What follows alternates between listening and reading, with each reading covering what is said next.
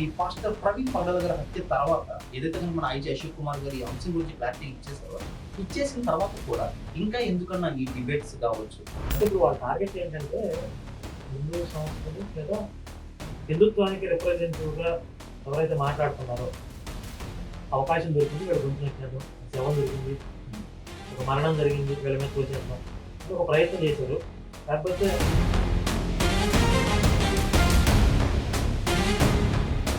మీరు రాజ్యాంగానికి కట్టుబడి ఎక్కువగా ప్రయారిటీ ఇస్తారా, హిందూ ధర్మానికి అంటే భగవద్గీత కావచ్చు, హిందూ సంబంధించిన ఏదైతే కనుక దానికి ఎక్కువ ప్రయారిటీ ఇస్తారంటే రెండింటికి దేనికి ఇస్తారా?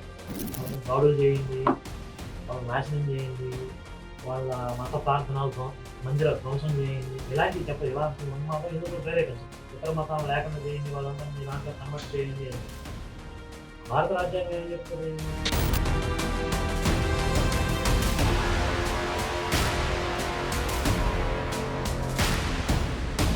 సూటిగా మీ ఒక వీడియో చూపించి మిమ్మల్ని ఒక క్వశ్చన్ అడుగుతానన్నా, ఈ వీడియో విన్న తర్వాత మీరు ఒకసారి మాట్లాడారు. నా జీవితం ముగించే లోపు, నేను పోయే లోపు ఈ దేశంలో ఒక్క చర్చ్ అయినా మిగిలిపోతేమో అని భయం ఉంది నాకు. ఒక్క పాస్టర్ గారైనా, ఒక్క జాంబీ వైరస్ అయినా మిగిలిపోతారేమో అని భయపడుతూ ఉంటాను ప్రత్యక్షంగా. కానీ పాస్టర్ గాడు అని అన్నారు కదా, మీ తోటి భారతి నీ సహోదరి గాడు అని సంబోధించారు. నేను ఆరాధించేటటువంటి దేవీ దేవతల పట్ల గౌరవం కాదు కదా, కనీసం మర్యాద లేకుండా నోటికొచ్చిందాగా అవుతుంది. అలాంటి వాడిని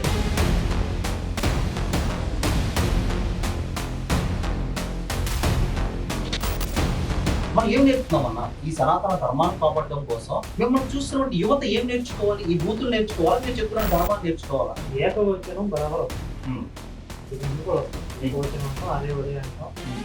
చెప్పిన ఏదో చెప్పే కదా.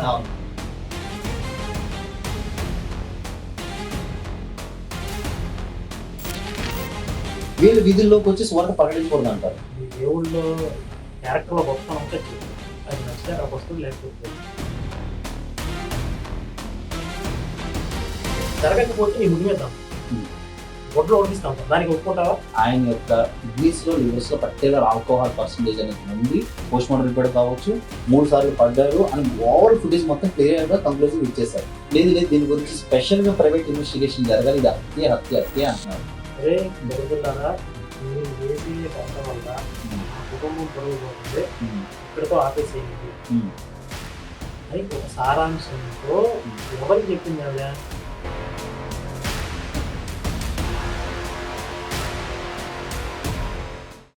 Hello friends, welcome to Ravi talk show with your favourite channel JR7 media. Pastor Praveen Pagadala గారి హత్య తర్వాత రాష్ట్రంలో హిందూ క్రిస్టియన్స్ మధ్య అనేకమైనటువంటి వివాదాలు కావచ్చు, చర్చలు కావచ్చు, అంశాలు కావచ్చు, దీనికి సంబంధించి టీవీ డిబేట్స్ కూడా జరుగుతూ ఉన్నాయి. అయినప్పుడు కూడా పోలీసులు కూడా ఇన్వెస్టిగేషన్ లో చాలా క్లారిటీ ఇచ్చినప్పుడు కూడా కొంతమంది పాస్టర్లు బయటకు రావడం, అంటే క్రిస్టియన్ తరపు నుంచి ఇటు హిందూ సమాజం తరపు నుంచి కూడా చాలా మంది బయటకు వచ్చి ఈ అంశంపై ఇంకా మాట్లాడుతూనే ఉన్నారు.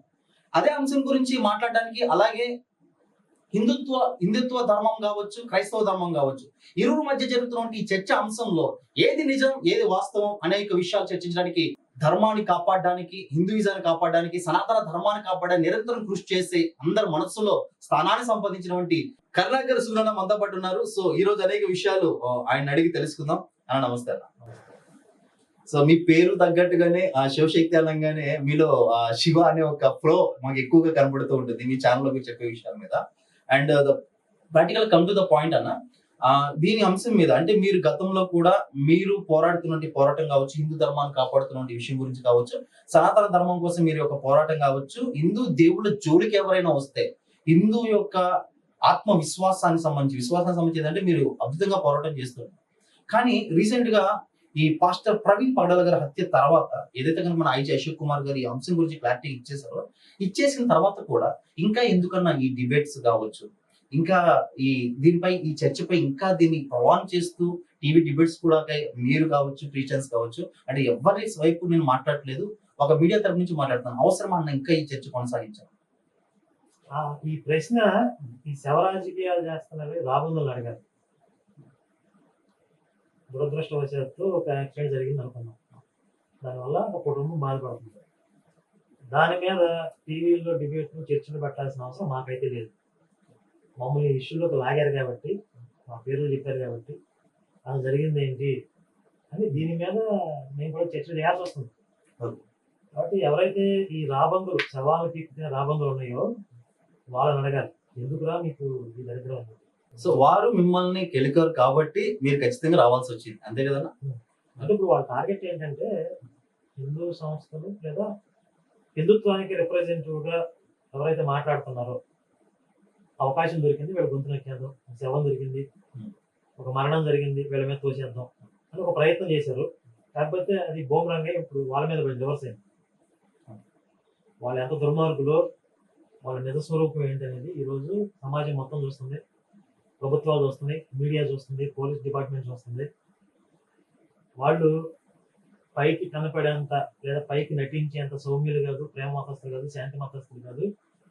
అంతా కూడా కుట్రలు, కుళ్ళు, దుర్మార్గపు ఎత్తుగడలు, వ్యతిరేక తీవ్రమైనటువంటి ఒక మూర్ఖత్వము, ప్రభుత్వ వ్యవస్థను కూడా గౌరవించినటువంటి దౌర్భాగ్యకరమైనటువంటి స్థితిలో వాళ్ళు ఉన్నారు అనేది ఈ రోజు సమాజం మొత్తానికి కూడా అర్థమైంది. ఈ ఇన్సిడెంట్ వల్ల, వాళ్ళ బిహేవియర్ వల్ల. వాళ్ళు ఎవరినో నాశనం చేద్దాం, ఎవరినో తగలబెడదాం అనుకున్నారు, అగ్గిపుల్ల గీశారు, అది వాళ్ళకే అనుకుంటారు. అన్న సూటి ప్రశ్న, మీరు రాజ్యాంగానికి కట్టుబడి ఎక్కువగా ప్రయారిటీ ఇస్తారా, హిందూ ధర్మానికి అంటే భగవద్గీత కావచ్చు, హిందూ సంబంధించినటువంటి ఏదైతే కనుక దానికి ఎక్కువ ప్రయారిటీ ఇస్తారంటే రెండింటికి దేనికి ఇస్తారా? ఇప్పుడు హిందుత్వము రాజ్యాంగం, భారత రాజ్యాంగం అనేది దగ్గరగానే ఉంటుంది. హిందుత్వం ఏమన్నా మీరు పరమతాన్ని లేకుండా వాళ్ళ మీద దాడులు చేయండి, వాళ్ళ నాశనం చేయండి, వాళ్ళ మత ప్రార్థనలు మందిర ధ్వంసం చేయండి, ఇలాంటివి చెప్పదు. ఇలాంటి ఉన్మాదం హిందుత్వం ప్రేరేపించదు. అవి పాషాండ మతాల్లో అలాంటి ఉన్మాదం ఉంటుంది. ఇతర మతాలు లేకుండా చేయండి, వాళ్ళందరినీ మీ దాంట్లో కన్వర్ట్ చేయండి అని చెప్పి. భారత రాజ్యాంగం ఏం చెప్తుంది? పరమత సహనం కలిగి ఉండమని చెప్తుంది. పరమతాన్ని మీరు గౌరవించకపోయినా పర్లేదు, పరమతాల పట్ల గౌరవం లేక సహనం ఉండాలి. వాడి ప్రార్థనలో వాడు చేసుకుంటాడు, నిన్ను గెలకుండా వాడి ప్రార్థన వాడు చేసుకుంటుంటే నువ్వు సహనం కలిగి ఉంటే చాలు. ఇది రాజ్యాంగం చెప్తుంది. హిందుత్వంలో పరమత సహనం ఉంది కదా, ఉంది కాబట్టి విదేశాల నుంచి వచ్చినా ఎక్కడెక్కడి నుంచి వచ్చినా అతిథి దేవో భవ అన్నట్లుగా వాళ్ళని స్వాగతించాం, వాళ్ళ వ్యాపారాలు చేసుకొని ఇచ్చాం, వాళ్ళ మత ప్రచారాలు చేసుకొని ఇచ్చాం. అది కొంచెం ఎక్కువైంది. ఈ అతిథి దేవో భవ అనే భావన కొద్దిగా ఎక్కువ అవటం వల్ల వాళ్ళు మనల్ని తింటున్నా, అసలుకే ఎసలు పెడుతున్నా చూస్తూ ఊరుకోవడం వల్ల చరిత్రలో చాలా నష్టం జరిగింది. కాబట్టి ఎవరి లిమిట్స్ లో వాళ్ళు ఉంచాలి. ఒక గెస్ట్ ఎవరైనా వచ్చినా కూడా అతని పరిధిలో అతను ఉంటాడు. తెన్నింటి వాసాలు లెక్క పెడుతున్నా, వచ్చి నుంచి ధ్వంసం చేస్తున్నా అప్పుడు కూడా చూస్తూ ఉండాల్సిన అవసరం లేదు కదా. అంటే ఒకటి పాయింట్ ఒకే దాని ఆన్సర్, రాజ్యాంగానికి మొదటి ప్రయారిటీ ఇస్తారా, హిందూ ధర్మానికి భగవద్గీత మీరు ఎక్కువ ప్రయారిటీ ఇస్తారా అంటే ఒకటే answer, first yes or no అట్లా చెప్తే దాన్ని బట్టి మిమ్మల్ని కంక్లూజన్ ఒక క్వశ్చన్ అడుగుతాను, దీన్ని బేస్ చేసుకుని. ధర్మం ప్రకారంగా నాకు భగవద్గీత ప్రయారిటీ, ఒక ఇండియన్ గా రాజ్యాంగం ప్రయారిటీ, రెండు వేరే క్వశ్చన్స్. ఏ విషయం ఆ రెండింటికి కాన్ఫ్లిక్ట్ అయితే అనే ప్రశ్న రావాలి. ఎక్కడ కాన్ఫ్లిక్ట్ అవుతుంది చెప్తాను, అవనప్పుడు ప్రాబ్లం లేదు కదా. ఓకే, మీరు ఏంటంటే యాజ్ ఇండియన్ సిటిజన్ గా, సో మీకు సంబంధించినటువంటి ఒక హిందూ మతాన్ని అంటే ఫస్ట్ మీరు ఈ దేశ పౌరులు, దాని తర్వాత మీరు మీ యొక్క 18 ఏళ్ళు నిండిన తర్వాత భారతదేశ ఓటు హక్కును కావచ్చు, మీ యొక్క హిందూ ధర్మానికి సంబంధించిన వ్యక్తిగా మీరు పొందడం జరిగింది. సో ఆర్టికల్ 19 భావ హక్కు స్వేచ్ఛ ప్రకటనగా మనం ఎవరినైనా సరే మీ వాక్ చాతుర్యాన్ని, మీ వాక్ శక్తిని మీరు ప్రకటించుకోవచ్చు, మాట్లాడవచ్చు ఇదే అంశం మీద. అదే ఆర్టికల్ 20 to 25 to 28 వరకు ఏ మతాన్నైనా స్వేచ్ఛగా ప్రకటించుకునే హక్కు మీకు ఉంది. అంటే మీరు నమ్ముతున్న ధర్మాన్ని కావచ్చు, మీరు నమ్ముతున్న విశ్వాసాన్ని ప్రకటించుకున్నారు. కానీ పరాయి మతాన్ని కావచ్చు, పరాయి వ్యక్తిని కావచ్చు, అదే ఆర్టికల్ ప్రకారం ఐపీసీ ఇండియన్ పినల్ కోడ్ ప్రకారంగా మీరు ఒక పరా మతాన్ని దూషించడం కానీ, పరభాషలాడడం కానీ, మనోభావాన్ని క్లించపరిచే విధంగా, తర్వాత శాంతి భద్రతకి ఏమాత్రం కూడా అంటే మత కలహాలకి ఉండే విధంగా మీరు కామెంట్ చేయకూడదని రాజ్యాంగం పర్టికులర్ గా కొన్ని ఆర్టికల్స్ మనకు చెప్పింది. సో మీరు దానికి కట్టుబడి ఉన్నారన్నా? ఇప్పుడు మేము పరమతాల గురించి దూషించడం కానీ, కించపరచడం కానీ ఎప్పుడు చేయలేదు. ఉన్నది ఉన్నట్లుగా యథాతథంగా ఎక్స్ప్లెయిన్ చేస్తాం. బైబిల్ యథాతథము, ఇప్పుడు ఉన్నది ఉన్నట్లుగా చెప్పొచ్చు. ఇంకోటి కోర్టులు కూడా వ్యాఖ్యానించింది ఏంటి అంటే, ఒక మతాన్ని విమర్శ చేయొచ్చు, సహేతుకంగా విమర్శ చేయొచ్చు. సహేతుకమైనటువంటి విమర్శ కూడా చేయకూడదు అంటే ఈ దేశంలో హేతువాదులు ఉండకూడదు, నాస్తికులు ఉండకూడదు, ఆస్తికులే ఉండాలి. ఓకే. మరి నాస్తికులు హేతువాదులు మేము సహేతుకంగా విమర్శ చేస్తున్నామనే కదా Hmm. మూఢనమ్మకాలని ప్రారదోలుతాం, మతం పేరుతో జరుగుతున్న దోపిడిని అరికడతాం, సంస్కరిస్తాం అనే పేరుతోనే కదా వాళ్ళు మతాన్ని విమర్శించేది. సరే, వాళ్ళలో చిత్తశుద్ధి ఉంటే కనుక నిజంగా మూఢనమ్మకాలు ఏ మతంలో ఉన్నాయి, దేన్ని సంస్కరించాలనేది వాళ్ళు ఆలోచించుకోవాలి. కానీ కొంతమంది ఆ ముసుగులో హిందుత్వాన్ని టార్గెట్ చేయడం లక్ష్యంగా బ్రతుకుతూ ఉన్నారు. ఇక్కడ నేను చెప్పే పాయింట్ ఏంటంటే మతాలను విమర్శించవచ్చు, సహేతుకంగా విమర్శించవచ్చు. మీకు ఎగ్జాక్ట్లీ నేను ఎగ్జాక్ట్లీ కొన్ని చట్టాలు మీకు ఖచ్చితంగా చెప్తారన్న. అవి సెక్షన్ 295A మతపరమైన భావోద్వేగాలు ఉద్దేశపూర్వకంగా దెబ్బతీయకూడదు. దీని మీద ఖచ్చితంగా చాలా చట్టాలు. ఐపీసీ సెక్షన్ 153A మతాల మధ్య శత్రుత్వాన్ని ప్రోత్సహించకూడదు. ఐపీసీ సెక్షన్ 298 మతపరమైన భావోద్వేగాలు గాయపరిచే ఉద్దేశంతో మాట్లాడకూడదు. సో ఈ థర్డ్ సెక్షన్ 298 ఏదైతే ఉందో దానికి సంబంధించి సూటిగా మీ ఒక వీడియో చూపించి మిమ్మల్ని క్వశ్చన్ అడుగుతారన్న. ఈ వీడియో విన్న తర్వాత మీరు ఒకసారి మాట్లాడండి. చాలా మంది రిపీటెడ్ గా ప్రశ్న అడుగుతూ ఉంటారు, ఇంత అగ్రెసివ్ గా మాట్లాడుతూ ఉంటారు, ఇంత ఈ మాఫియా వ్యవస్థ మీద పనిచేస్తూ ఉంటారు కదా, మీకు భయం లేదా, మీకు భయం లేదా అని. నిజంగా నాకు చాలా భయం ఉంది. ఏం భయం అంటే, నేను నా జీవితం ముగించే లోపు, నేను పోయే లోపు ఈ దేశంలో ఒక్క చర్చ అయినా మిగిలిపోతుందేమో అని భయం ఉంది నాకు.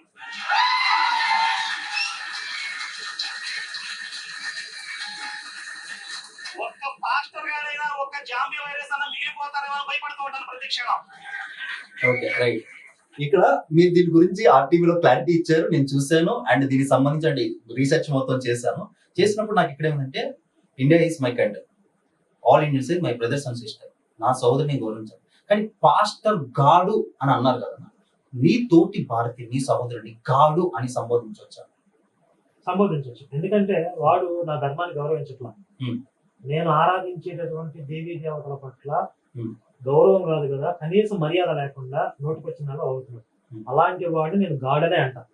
నా ధర్మాన్ని గౌరవించేవాడు గారు అంట. ఓకే, మీ ధర్మాన్ని గౌరవించకపోతే మీరు ఇట్లా అంటే రాజ్యాంగానికి విరుద్ధంగా మీలో మీరే పోరాటం చేసుకుని, మీలో మీరే డిబేట్స్ పెట్టుకుని, మీలో మీరే ఇది చేసుకుంటే మీరు చట్టాలకి, రాజ్యాంగ వ్యవస్థకి, మన ఇండియన్ పినల్ కోడ్కి ఎక్కడ గౌరవించినట్టన్నా, క్రైస్తవులైనా హిందువులైనా? రాజ్యాంగ విరుద్ధం అని ఎక్కడ ఉంది? మతాల మధ్య చర్చలు జరగకూడదు ఎక్కడ ఉంది రాజ్యాంగం? అరే, మతాలకి క్లించపరిచే విధంగా, మతాలకు సంబంధించి ఎదుటి వ్యక్తి యొక్క భావోద్వేగాల్ని, సరే అశాంతిని అన్న. ఇప్పుడు భావోద్వేగాలను రెచ్చగొట్టడం అంటే, ఇప్పుడు బైబిల్లో యేసు నేను శాతగాడని అని చెప్పుకున్నాడు. యేసు ఏమని చెప్పుకున్నాడు? నేను శాతగాడను, నా వల్ల ఏమీ కాదని చెప్పాడు. వీళ్ళు పవర్ఫుల్ గాడ్ అని ప్రచారం చేస్తున్నారు. ఎవరు? పాస్టర్. విశ్వాసులు పాస్టర్ చెప్పింది నిజం అనుకుంటున్నారు. పాస్టర్ చెప్పినట్టుగా యేసు పవర్ఫుల్ గాడ్ అనుకుంటున్నారు. కానీ బైబిల్ యేసు ఏమంటున్నాడు? నా వల్ల ఏమీ కాదు, నా అంతటి నేను ఏమీ చేయలేను, పైన నా తండ్రి ఆయన ఇస్తే తప్ప. ఆయన ఏది చెప్పాలో కూడా ఆయన డిసైడ్ చేస్తాడు, నేను ఏం చేయాలో మొత్తం ఆయన డిసైడ్ చేస్తాడు, నా అంతటి నేను ఏమీ చేయలేను అంటాడు. ఇది ఒరిజినల్ యేసు. నేను బైబిల్లో ఉన్న ఒరిజినల్ యేసు క్యారెక్టర్ ఇదే అని చెప్తే నీ మనోభావాలు దెబ్బతింటే నీ కర్మ అది. ఇంతకాలం అబద్ధంలో బ్రతికావు. నేను నిజం చెప్తున్నా, బైబిల్లో ఉన్నది. నేను యథార్థంగా ఉన్నటువంటి యేసు క్యారెక్టర్ చెప్తుంటే నా భావోద్వేగాలు దెబ్బతింటే, నా మనోభావాలు దెబ్బతింటే మనిషి ఎక్కడ పెట్టుకున్నాను. నేను ఉన్న బైబిల్ చెప్తున్నా, ఏం ప్రాబ్లం ఏంటి? ఇప్పుడు వీళ్ళు లేని విషయాలని తీసుకొచ్చి హిందుత్వం మీద విమర్శించినప్పుడు ఉన్న విషయాలతో నేను ప్రశ్నిస్తే తప్పైతే. కానీ మీ ప్రశ్నలో, వాళ్ళ జవాబులో మీలో మీరు ఒక ఆత్మీయ సంబంధమైన వంటి చర్చ విధంగా, ఒక పాజిటివ్ అయితే సంబంధించిన చర్చ విధంగా ఉండొచ్చు. కానీ ఈ మధ్య చూస్తుంటే ఆ చర్చ కాస్త ఏమైపోతుందంటే కనుక, అటు హిందువులకి అటు క్రైస్తవులకు మధ్య ఒక విపరీతమైన రచ్చ. ఈ మధ్య యూట్యూబ్ లో భయంకరంగా ఉన్న ఇలాంటి డిబేట్స్ కావచ్చు. పాస్టర్ ప్రవీణ్ పగడాల గారి తర్వాత ఇది భయంకరంగా ఈ చర్చ ఎక్కువైపోయిందని చెప్పేసి కొంతమంది పెద్దలు దీని గురించి మాట్లాడుతున్నారు. సో దీని పట్ల మీరు ఏమంటారు? చర్చలు అనేవి ఇంతకు ముందు కూడా చాలా జరుగుతున్నాయి. ప్రవీణ్ మరణంకి దానికి సంబంధం ఏం లేదు. చర్చలు జరగకుండా ప్రజాస్వామ్యం వికసించదు. ఇప్పుడు రాజకీయ పార్టీల మధ్య కూడా చర్చ జరుగుతుంది. ఇంకా చెప్పాలంటే బాగా డెవలప్ అయినటువంటి కంట్రీ అని భావించిన అమెరికా అధ్యక్ష ఎన్నికల విధానం మీరు చూస్తే, అధ్యక్ష అభ్యర్థులుగా ఎన్నికైన వారు రిపబ్లిక్ పార్టీ, డెమోక్రాటిక్ పార్టీ, రెండు పార్టీలు ఉంటాయి. ఈ రెండు పార్టీల నుంచి అధ్యక్ష అభ్యర్థిగా ఎన్నికైన వాళ్ళ మధ్య ఓపెన్ డిబేట్స్ జరుగుతాయి. ఎవరి సామర్థ్యం ఏంటి అని తెలుసుకుంది పబ్లిక్. ఇలా చర్చలు జరగటం వల్ల వికాసం జరిగింది. ఎవరి సామర్థ్యం ఇది, దేని సత్తా అని బయటకు వచ్చింది. ఓకే. పూర్వం హిందుత్వంలో కూడా డిబేట్స్ జరిగాయి, శంకరాచార్య గారు చేశారు కదా. ఎస్. డిబేట్స్ జరగకపోతే ఏమైందంటే కొట్టుకు చేస్తారు. Hmm. ఇప్పుడు ఈ ఆటల సంస్కృతి ఎందుకు వచ్చింది? ఇప్పుడు పాకిస్తాన్కి భారత్కి యుద్ధ వాతావరణం లాంటిది క్రికెట్ అంటే. రెండు దేశాలు యుద్ధం చేయక్కర్లా, కొట్టుకోక్కర్లా, కానీ ఒక ఆట ఆడితే, క్రికెట్ ఆడితే పాకిస్తాన్ మీద నా దేశం గెలిచింది అంటారు. రక్తపాతం జరగకుండా జయాలు వచ్చేస్తుంది. అలాగే రక్తపాతం జరగకుండా చేయాలి. ఎవరి సత్తా ఏంటి, ఏ మతం, ఏ ధర్మం ఏం చెప్తుంది, ఇది చర్చల ద్వారా వచ్చింది. ఈ చర్చలు జరగడం మేధోపరమైనటువంటి ఈ ఘర్షణ లేకపోతే భౌతిక పరమైన హింసకి వెళ్ళిపోద్ది. ఎందుకంటే వాళ్ళు వన్ సైడ్ బ్యాటింగ్ చేస్తున్నారు. దేవుడిని తిడతా ఉన్నారు. ఇటు పక్క వింటారు, కొంతకాలం భరిస్తారు. ఎంతకాలం భరిస్తారు? సహనం హద్దు ఉంటది కదా. తర్వాత వాళ్ళకి ఉక్రోషం వచ్చింది, ఆగ్రహం కలిగిద్ది, లిమిట్స్ దాటుతారు. ఎందుకో మాట్లాడితే మా దేవుడి దగ్గరకు వస్తాం, చొక్కా పట్టుకుంటారు. కానీ ఆ తిట్టేవాళ్ళు మనం ప్రశ్నిస్తున్నాం కదా, ఇతను ఆగ్రహం చల్లాలి, మనం ప్రశ్నిస్తున్నాడు కదా, మనం నిలదీశాడు, పరువు తీశాడు, బట్టలు తీసి నిలబెట్టాడు కదా, వీడికి కోపం ఉపశమించింది. ఇప్పుడు నేను చేస్తున్న పని వల్ల హింస పెరుగుతుందో తగ్గుతుందా? తగ్గుతుంది. కానీ దాంతో పాటే కూడా మీ యొక్క చర్చ, మీరు పోరాటం కూడా ఏమైపోతుందంటే, కొంతమంది ఇప్పుడిప్పుడే యువరత్వం 18 ఏళ్ళు 19 ఏళ్ళు ఉన్న వాళ్ళకి హిందువులు, క్రైస్తవులు అని వీళ్ళు ఒక స్నేహితుల మధ్య కూడా మతపరమైనటువంటి ఒక భేదం అనేది, అభిప్రాయం అనేది ఏర్పడుతుంది. But he's not understanding correct గా పర్టికులర్ వాడి నాలెడ్జ్, వాడి అనాలిసిస్ కూడా ఎట్లా అవుతుందంటే, ఒక మత విద్వేషాలకి సంబంధించిన చర్చ జరిగిపోతుంది అతని మధ్య. అరే మీ యేసుక్రీస్తు ఇట్లాంటి కదా, వీడేమో అట్లా కదా, మీ శ్రీకృష్ణ ఇట్లాంటి కదా. మనం ఏం నేర్పుతున్నాం అన్న, ఈ సనాతన ధర్మాన్ని కాపాడడం కోసం మీరు కూడా చూస్తే, క్రైస్తవులు కూడా చూస్తే, మీరు వ్యక్తిగతంగా ఒకరినొకరు పర్సనల్ ఇంపాక్ట్ ఎక్కువైపోతుంది, పర్సనల్ దోషం ఎక్కువైపోతుంది కదా. ఒరే గిరే రారా చూసుకుందాం అని ఇది అయిపోతుంది. అంటే మీ భాష అనేక మంది కరుణాకరాన్ని ఫాలో అవుతున్నారు, లేదా టీవీ డిబేట్ లో ఉన్న క్రైస్తవులు ఫాలో అవుతున్నారు. మిమ్మల్ని చూస్తున్నట్టు యువత ఏం నేర్చుకోవాలి? ఈ బూతులు నేర్చుకోవాలా, మీరు చెప్తున్న ధర్మాన్ని నేర్చుకోవాలా? పర్టికులర్ గా నేను పరిధి దాటి బూతులు తిట్టాను పలానా వ్యక్తిని అని ఎక్కడ నా సందర్భం ఉందా? అంటే ఏకవచనం ఏకవచనం బరాబర్ వస్తుంది. ఇక ముందు కూడా వస్తాయి. ఏకవచనం అంటాం, అరే ఒరే అంటాం. చెప్పే కదా, రీజన్ చెప్పే కదా. వాడు నా ఆరాధ్య దైవాన్ని అవమానిస్తున్నప్పుడు వారిని గౌరవపూర్వకంగా వారు వీరు అనడం నాకు సాధ్యం లేదు. అలాగే వస్తుంది. కాకపోతే కంటెంట్ లేకుండా ఓన్లీ తిట్టడమే జయంగా ఏమి వీళ్ళు చేయలేదు.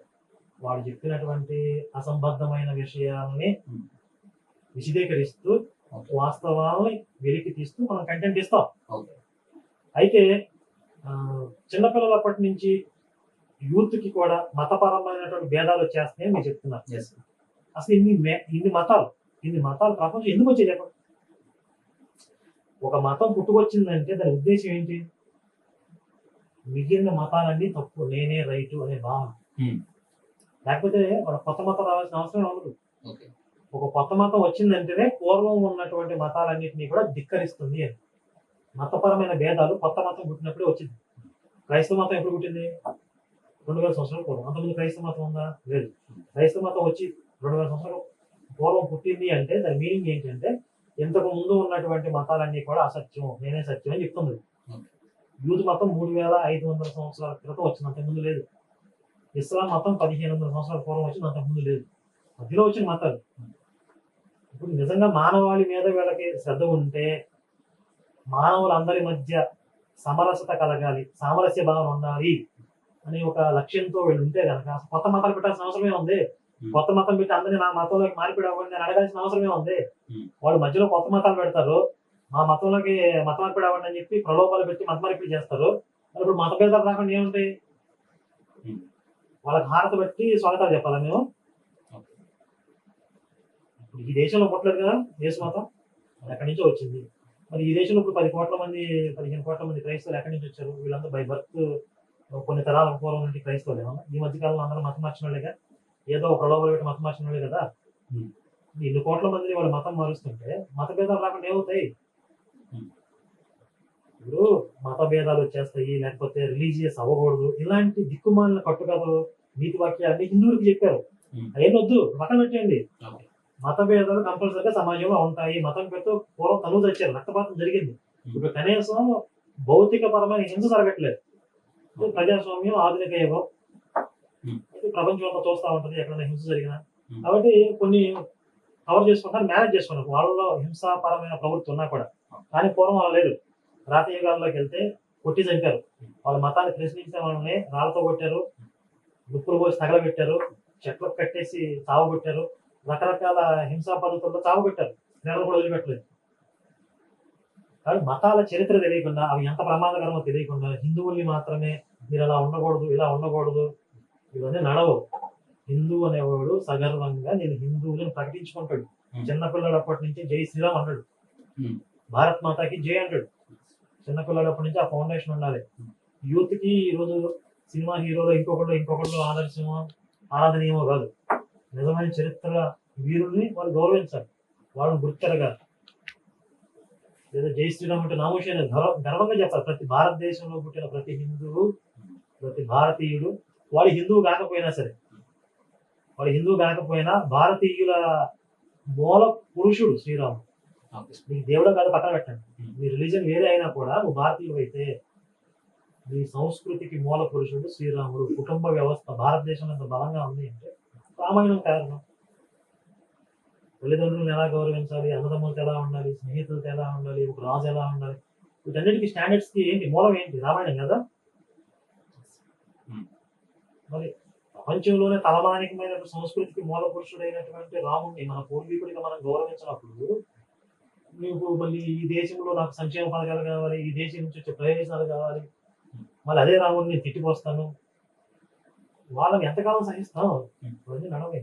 ఓకే, అంటే మీ పోరాటం అంటే ప్రాక్టికల్ గా నేను మీ వీడియోస్ చూసినప్పుడు కాబట్టి ఎన్నో సంవత్సరాలు నేను ఫాలో అవుతున్నప్పుడు చూస్తాను అక్కడి నుంచి, అంటే మీ పోరాటం ఎక్కువ శాతం క్రిస్టియన్స్ మీద పాస్టర్ల మీదే కరుణాకర్ సుగుణ గారు ఫోకస్ పెడుతున్నారు తప్ప సనాతన ధర్మం కోసం ఎవరైనా సరే కనుక హిందువులే, మన హైందవ సోదరులే ఎవరైనా తప్పు చేస్తున్నప్పుడు దాని గురించి మాట్లాడరు. అంటే మీ విజన్, మీ యొక్క కాన్సెప్ట్ సచ్చే లోపు క్రైస్తవ మతం అనే దేశంలో ఉండకూడదు, ఒక పాస్టర్ కూడా ఉండకూడదు అనే విజన్ఫుల్ గానే మీరు వెళ్ళిపోతున్నారు తప్ప పరామతానికి సంబంధించిన వంటి వాళ్ళ మీద మీరు మాట్లాడుతున్నారు తప్ప మన యొక్క సనాతన ధర్మంలో కొంతమంది హైందవ ధర్మాన్ని పాడు చేస్తున్నప్పుడు కరుణాకర్ ఎందుకు రెస్పాండ్ అవ్వట్లేదు?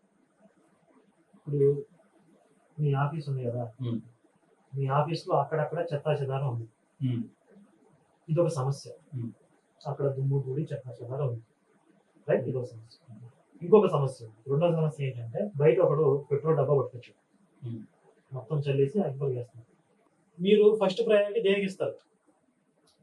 చెత్తను పక్కన పెట్టి కింద ఎవరైతే కనుక ఆఫీస్ తగలటాలను ఉన్నారో వాళ్ళ మీద ఎక్కువ ఫోకస్ పెడతాం. నేను చేస్తుంది కూడా అదే. లోపల ఉన్నటువంటి చెత్తా చెదారాన్ని ఇంకెవరైనా సంస్కరించవచ్చు, దాన్ని సంస్కరించడానికి హిందుత్వంలో పెద్ద మనుషులు ఉండాలి. ఇప్పుడు మేము ఆర్మీ లాంటి వాళ్ళు, ఫస్ట్ ఈ ధర్మాన్నే లేకుండా చేయాలి, దీన్ని తగలబెట్టాలి అని ఎవరైతే దుర్మార్గ ప్రయత్నం చేస్తున్నారో వాళ్ళతో ఫైట్ చేయడం మా ప్రయారిటీ. అన్ని సమస్యల మీద ఒకళ్ళే పోరాటం చేయరు. నేను స్పెషలైజేషన్ దేంట్లో, డాక్టర్స్ అంటే అన్ని రోగాలకి ఒకటే డాక్టర్ ఉంటారు, ఒక్కో దాంట్లో ఒక స్పెషలిస్ట్ ఉంటాడు.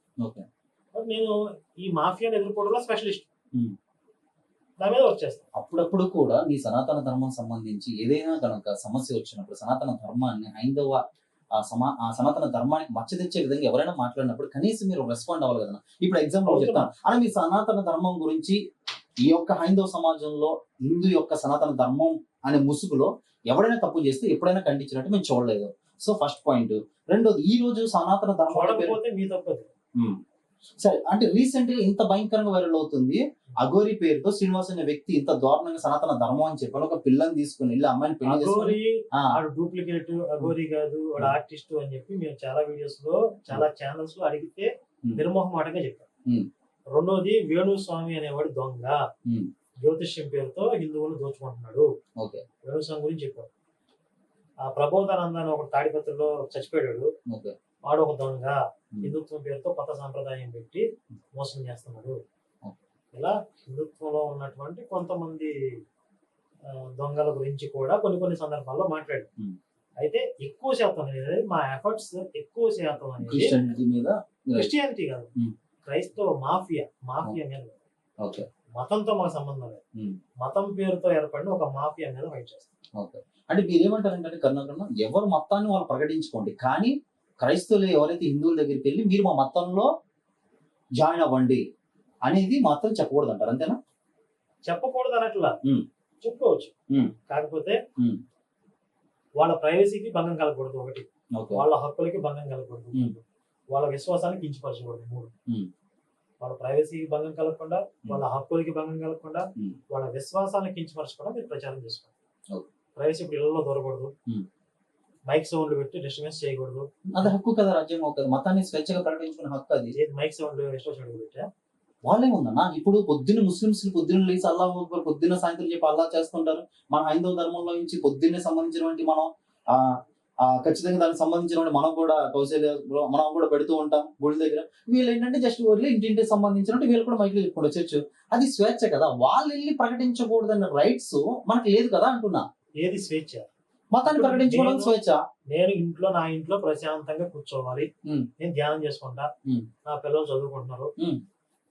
నా హక్కులకి భంగంగా బయట ఒక తపేళా తీసుకొచ్చినప్పుడు మోగిస్తున్నాడు అనుకోండి, Hmm. నా హక్కుకు భంగం కలుగుతుంది. Hmm. డిస్టర్బెన్స్ చేయ న్యూసెన్స్ అంటారు కదా, న్యూసెన్స్ యాక్ట్ ఉంది కాబట్టి వాళ్ళు మైకులు తీసుకొచ్చి సోకండాలు పెడుతూ ఏడుపులు చేస్తూ పాత రకరకాల రణకొండ ధ్వనులు చేస్తుంటే Hmm. నా హక్కులకు భంగం కలుగుతుంది. Hmm. కలగకూడదు అలాగా, ఓకే పర్మిషన్ తీసుకోవాలి. ఓకే మైక్ పర్మిషన్ ఎందుకు తీసుకోవాలి? సౌండ్ డిస్టర్బెన్స్ న్యూసెన్స్ యాక్ట్ అవ్వకుండా. అలాగే ఇప్పుడు కొంతమంది దొంగలు రక్కీలు చేస్తారు, Hmm. చేస్తారా దొంగతనం చేసే ముందు? Hmm. ఆ దొంగ అనేవాడు డైరెక్ట్ గా దొంగ వేషంలో ఇలా మాస్కులు కట్టుకుని ఒక జేమ్స్ బాండ్ వేషంలో రాడు కదా. ఓకే రకరకాల వేషాలు, బిచ్చగాడి వేషంలో రావచ్చు, లేకపోతే చిలక జోషిని చెప్పేవాడి వేషంలో రావచ్చు, ఇలాగే మత ప్రచారకుడు వేషంలో కూడా రావచ్చు. అంటే ఏ ఇల్లు బాగా సంపన్నమైంది, ఇక్కడ ఎంతమంది ఉంటారు, ఇందులో పిల్లలు ఉన్నారా ముసలు ఉన్నారా, ఇవన్నీ తెలుసుకోవడానికి వాడు బైబిల్ పట్టుకుని నేను మత ప్రచారకుడు అని చెప్పి ఇంట్లో దొరుకుతాడేమో, ఇంటి మీద రెక్కి చేస్తున్నాడేమో. ఓకే వాడు ఊళ్ళోకి మత ప్రచారానికి వచ్చే ముందు పోలీస్ స్టేషన్ లో ఇన్ఫర్మేషన్ ఇవ్వాలి. ఓకే ఇది నా ఐడెంటిటీ, Hmm. నేను ఇక్కడ మత ప్రచారం చేయడానికి వెళ్తున్నాను, Hmm. ఎవరిని ఇబ్బంది పెట్టను, Hmm. ఎవరి ఇళ్లలో దూరను, ఓకే ఇక్కడ పబ్లిక్ ప్లేసుల్లో సావధానంగా ఉన్న వాళ్ళని నేను చెప్తే వినే వాళ్ళ దగ్గరికి పోయి నేను చెప్పుకుంటాను. Hmm. ఇవి లిమిట్స్. ఓకే మత ప్రచారం పేరుతో అసలు ఎవరో తెలియదు, Hmm. ఎక్కడి నుంచి వచ్చావో తెలియదు, Hmm. ఒక్క ఇంట్లో దూరేడు దొరకలేక Hmm. ఒక్క ఇంట్లో దూరితే ఏం చేస్తారు? అంటే వాళ్ళు ఏమంటారంటే ఎవరైతే గనక మాకు మా బైబిల్ ప్రకారంగా క్రీస్తు రాకడ దగ్గరగా ఉంది, ప్రతి ఒక్కరు కూడా క్రీస్తు నమ్ముకోండి అనే ఉద్దేశంతో ఆయన యేసుక్రీస్తు ఆయన శిష్యులు చేసిన సువార్త పరిచర్య బైబిల్ ప్రకారంగా మేము చెయ్యాలి చేపట్టాలి అని చెప్పేసి మేము చేస్తున్నాం అని చెప్పేసి వాళ్ళు అంటారు. అకార్డింగ్ టు లా మేము కూడా ఏమైనా వెళ్ళేసి మేమేం భయంకరంగా మత మార్పిడి అవ్వండి, మీరు విశ్వాసాన్ని మా విశ్వాసాన్ని మేము చెప్తే మీరు దీన్ని నమ్మండి అని చెప్పేసి అంటున్నాం అని చెప్పేసి అందులో తప్పే ఉంది అంటున్నారు. దాని పట్ల మీరు ఏమంటారు? కొత్తగా యేసు రాకడ దగ్గరలో ఉంటే వీళ్ళని మేకులు కొట్టుకుని రెడీగా ఉండమనండి, మాకు సంబంధం లేదు. Hmm. మళ్ళీ వచ్చినప్పుడు మేకులు కొట్టుకుంటారా, కొరడాలతో కొట్టుకుంటారా, ఏదో ఒకటి చేసుకోమనండి, వాళ్ళకి సంబంధించిన విషయం. Hmm. దగ్గరలో ఉందని 2000 సంవత్సరాల నుంచి ఇదే భజన. Hmm. ఇంకో 1,00,000 సంవత్సరాల తర్వాత కూడా ఇదే చెప్తారు. Hmm. ఇంకో 1,00,000 సంవత్సరాల తర్వాత మీరు వేరే జన్మలో గుర్తు తెచ్చుకోండి, Hmm. నాకు గుర్తుండాలి ఈ తపనతో మీరు ఈ జీవితం అంతా ఇలాగే బ్రతకండి. Hmm. ఒక 1,00,000 సంవత్సరాల తర్వాత మీకు గుర్తు వచ్చేటప్పుడు అప్పట్లో కరుణాకర్ చెప్పాడు 1,00,000 సంవత్సరాల క్రితం యేసు రాకడ దగ్గరలో ఉందా, అప్పుడు కూడా ఇదే చెప్తారు. సరే ఇప్పుడు నేను ఒక మతం పెట్టుకుంటాను, Hmm. ఏదో ఒక కాటికాపురం మతం, ఇంకోటి ఏదో మనం పెట్టుకున్నాం అనుకోండి, ఒక కాటికాపురం మతం పెట్టుకున్నాను. Hmm. నేను అందరికీ కాటికి పూసేయమన్నాడు మా దేవుడు అని చెప్పి నేను అందరి మొహం కాటికి పూస్తాను. Hmm. నా మతం చెప్పింది కాబట్టి నేను పూసేస్తాను సరిపోయింది, ఎదుటి వాళ్ళకి ఇబ్బంది కలగకూడదు కదా. Yes. Right. కాబట్టి Hmm. ఇప్పుడు సింపుల్ లాజిక్, నా చేతిలో ఉన్న నా కర్రని నా ఇష్టం వచ్చినట్టుగా తిప్పుకోవచ్చు, Hmm. ఎదుటి వాడి ముక్కుకు తగలకుండా. Okay. అది లాజిక్.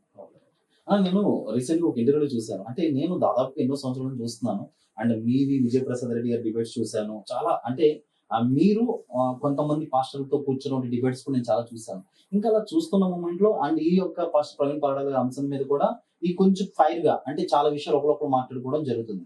బట్ రీసెంట్ గా అభినవ్ పాస్టర్ గారితో ఒక ఛానల్ ఇంటర్వ్యూలో మీరు కాల్లో తీసుకున్నప్పుడు ఇక ఆయన ఉన్న మాట ఏంటంటే ఇంకెక్కడితో దీంతో ఫుల్ స్టాప్ పెడదాం, అందరూ ఒక ఐక్యతగా వెళ్దాం, మా మతాన్ని మీరు దూషించకండి, మీ మతాన్ని మేము దూషించాం, ఎవరి మతాన్ని వాళ్ళు స్వేచ్ఛగా ప్రకటించుకుందాం అన్న తర్వాత ఒక చర్చ, ఐక్య చర్చ లేకపోతే ఆత్మీయ కలయిక పెట్టుకొని దీన్ని ఒక సమస్యంగా పరిష్కరించుకొని ఎవరి పని వాళ్ళు చేసుకుని వెళ్ళిపోదాం అంటే కనుక దాన్ని మీరు ఏకీపించడం కూడా జరిగింది. అది ఎప్పుడు చేయబోతున్నారు, దీని ఫుల్ స్టాప్ ఎప్పుడు పెట్టబోతున్నారు? నేను ఎందుకు ఏకీపిస్తున్నా మీరు చేయండి అన్నానంటే Hmm. వాళ్ళకి చేయడం సాధ్యం కాదు కదా, ఓకే వాళ్ళు ఎప్పటికీ చేయలేదు. లేకపోతే ఒక ప్రపోజల్ పెడతారు, Hmm. ఇప్పుడు నేను వెనక్కి వెళ్ళాను అనుకోండి, అది ఒక కర్ణాకర్కి ఇష్టం లేదంటారు, ఇప్పుడు వాళ్ళు చేయలేని విషయం వాళ్ళకే తెలుసు. ఓకే. ఎందుకంటే అక్కడ క్రిస్టియానిటీలో ఎవడి మాట ఎవరు లేడు. ఓకే. వాళ్ళందరూ జాంబీలే. ఓకే. జాంబీ సినిమా చూసారు మీరు? చూసాను. జాంబీ వైరస్ వైరస్ ఎక్కిన తర్వాత వాళ్ళు ఏం చేస్తారు? ఎవరిని కొలుపుదామా అని చూస్తారు. అవును. ఇందులో ఒక వైరస్ వచ్చినాడు, కొంచెం వైరస్ తక్కువగా ఉన్నాడు, వద్దురా కొలకొద్దురా అంటాడు. వైరస్ ముదిరిపోయింది వీడికి. పక్కనోడు వద్దురా కొలకొద్దురా అంటే వింటాడు. వాడు జాంబీలు ఎవరు కంట్రోల్ చేస్తాడు. ఓకే. కాబట్టి అది సాధ్యం కాదనే విషయం వాళ్ళకే తెలుసు. కానీ ఒక ప్రపోజల్ పెడితే కరుణాకర్ వెనక్కి వెళ్ళిపోయాడు, ఆయనకి ఇష్టం లేదు అని మా మీద తోద్దామని ఒక ప్రయత్నం. కాబట్టి నేను ఎందుకు వెనక్కి వెళ్తాను, రెండరా బాబు అంటున్నా. ఇప్పుడు ఈయన ఫస్ట్ టైం కాదు, ఎంతమంది వీపీ రెడ్డి వచ్చాడు, కూర్చుందాం సామరస్యంగా మాట్లాడుకుందాం అని. అలాగే బ్రదర్ రెండు అన్నాను. మరి నీ వాళ్ళందరూ నువ్వు కంట్రోల్ చేయగలవంటే నా వల్ల ఎక్కడ అయిందంటే నా వల్ల కాదన్నాడు. వీపీ రెడ్డి కంటే పెద్ద పాస్టర్ కాదు కదా ఈయన. ఏదో నిన్న మొన్న ఊగుతున్నాడు ఈయన. అంతకుముందు ఎవడో కూడా తెలియదు. అసలు ఈ పిల్ల పాస్టర్ చెప్తే నేనేది ఏంటని చెప్పి వాళ్ళ పాస్టర్లు వేసుకుంటారు రేపు. కాబట్టి లోపల వ్యవస్థ ఎలా ఉంటదని నాకు తెలుసు. క్రైస్తవ మాఫియా ఎలా పనిచేస్తుంది, అది ఎవరి కంట్రోల్లో ఉండదు. అది ఇంటి విదేశాల కంట్రోల్లో ఉంటది. విదేశాలు ఏమన్నా మన దేశంలో సామరస్యం ఉండాలి అని విదేశీ శక్తులను ఆలోచిస్తారు వాళ్ళు.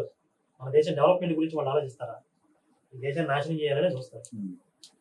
ఆ మాఫియా అనేది సామరస్యపూర్వకంగా ఇది మనం చెప్పుకోవడం బాగుంది. కానీ ఒకవేళ కనుక సంవత్సరంగా అయ్యి అందరు కూడా ఒక యూనిటీ మీద వచ్చి ఇంకా ఫుల్ స్టాప్ పెట్టేసేయండి అని మన తెలుగు రెండు ఉభయ రాష్ట్రాల్లో తెలుగు ప్రజలకు సంబంధించినటువంటి భాషలు అందరూ కూడా ఇంకా వద్దు. మీకు ఆ మతం మూల సిద్ధాంతాలు ఏంటో తెలియకుండా మాట్లాడుతున్నాం. ఆ మతం మూల సిద్ధాంతాలే విద్వేషం. విద్వేషం నుండే పుట్టుకొచ్చింది అది. మీరు ఏంటంటే ఇప్పుడు ఎలా చెప్తున్నారంటే రక్తం రుచి మరిగిన తోడేరు రేపు నుంచి పళ్ళు పొలాలు తినేది ఆపేసిందని చెప్తున్నారు. సాధ్యం అనేది మీరు కౌన్సిలింగ్ ఇచ్చి తోడేళ్ళకి పళ్ళు తినేలాగా చేయగలరా? ఇంపాసిబుల్ కదా. సరే నిజంగా అలా చేయగలిగితే చేయండి అంట, నేను కాదంటలా. అలా చేయగలిగిన మహానుభావులు ఎలా ఉంటే హిందుత్వం జోలికి రాకుండా వాళ్ళ లిమిట్స్ లో ఉండేలాగా వాళ్ళని ఉంచగలిగే వాళ్ళు ఉంటే రండి. నేను మాట్లాడను. అంటే ఇప్పుడు ఓకే, అక్కడ వరకు ఓకే. వీళ్ళు వీధుల్లోకి వచ్చి సువార్త ప్రకటించకూడదు అంటారు. వీధుల్లోకి వచ్చి సువార్త ప్రకటించొద్దని చెప్పట్లా. ఓకే. హిందుత్వ దూషణ చేయకూడదు, రైట్. హిందువులని ఇబ్బంది పెట్టకూడదు, ప్రలోభ పెట్టకూడదు. ప్రతి ఒక్కళ్ళకి ఏదో సమస్య ఉంటుంది. సమస్య ఉన్న దగ్గరికి పోయి మా దేవుడు అద్భుతాలు చేస్తాడు వలయకూడదు. మీ దేవుళ్ళలో క్యారెక్టర్ లో గొప్పతనం ఉంటే చెప్పు, అది నచ్చితే అక్కడికి వస్తుంది, లేకపోతే లేదు. నువ్వు అద్భుతం జరిగిపోద్దని వలేసాం అనుకో, ప్రూవ్ చేయమంటారు. అద్భుతం జరిగిద్దని తీసుకొచ్చావు, జరగకపోతే నీ ముడి మీద అంటాం, గొడ్డలు ఓడిస్తాం, దానికి ఒప్పుకుంటావా? ఇప్పుడు వాళ్ళకి ఏంటంటే రిస్క్ లేని వ్యాపారం చేస్తున్నారు. అచ్చు బొమ్మ వేద్దాం అంటున్నారు. అచ్చు పడితే నువ్వు నాకు 100 రూపాయలు, బొమ్మ పడితే నేను నీకేమన్నావు, ఇందులో నాకేమైనా రిస్క్ ఉందా? లేదు కదా. నేను ప్రార్థన చేస్తాను, నా మతంలోకి వచ్చే నీ సమస్య పోయిందా, మత మార్పిడి అయిపో, అవ్వకపోతే నేను నీకేమన్నాను. కండిషన్ పెట్టినప్పుడు ఈక్వల్ గా ఉండాలి కదా, అప్పుడు ఆట బజా ఉంటది. సరే ప్రార్థన చేయి, ఎంతమంది ప్రార్థన చేస్తే అందరి సమస్యలు పోవాలి, మళ్ళీ రాకూడదు. ఎవడ సమస్య పోకపోయినా నీ గొడ్డలు ఓడిస్తా అంటాం. లేదు అంటే చెప్పొద్దు, నీకు నమ్మకం లేనప్పుడు మా దేవుడు అద్భుతాలు చేస్తానని చెప్పొద్దు. నీకు రిస్క్ లేని వ్యాపారం చేస్తున్నావు, నీ ఆటలు సాగుతున్నాయి అక్కడ. అన్న కర్ణాకర్ అంటే నేను ఒకటి ఇది మాట్లాడచ్చు లేదు, క్రిస్టియానిటీ మీద ఇంత ఫోకస్ఫుల్ గా అంటే దీనికి సంబంధించినటువంటి వాళ్ళు దాని మీద మీ యొక్క ఎజెండా ఇదే అంటున్నారు కదా. మీరు ఎప్పటి నుంచో పోరాటం చేస్తున్నారు, గోవుల్ని సంరక్షించాలి, ఆవుల్ని వధించకూడదు, దాన్ని భుజించకూడదు అని చెప్పేసి అని చేస్తున్నారు. గోమాతను కూడా జాతీయ జంతువుగా ప్రకటించాలని చెప్పి హైందవులు కూడా చాలా పోరాటం చేస్తున్నారు. మీరు చూపించే మీ గట్స్, మీ జ్ఞానం, మీ యొక్క డిబేట్స్ ముస్లిమ్స్ జోలికి ఎందుకన్నా చాలా తక్కువగా వెళ్తారు? అంటే అంత వాళ్ళు కొంచెం పవర్ఫుల్ అనా, లేకపోతే ఎందుకు కనీసం ఇన్ని గోలు ఇంకా కూడా ఆవులు ఇంకా కూడా వేరే ప్రాంతానికి తరలించడం, వాటిని కోయడం, తినడం అనేది ఇంకా జరుగుతూనే ఉంది. దాన్ని ఎందుకు ఆపలేకపోతున్నారు? ఈ ప్రశ్నకి సమాధానం చెప్పండి అన్న. ఆల్రెడీ ఇంతకుముందే సమాధానం వచ్చేసింది. ఎన్నో సమస్యలు ఉంటాయి, ప్రతి ఒక్కడు అన్ని సమస్యల మీద పోరాటం చేసి దేనికి కాకుండా పోతాడు. దేంట్లో ఒక దాంట్లో స్పెషలిస్ట్.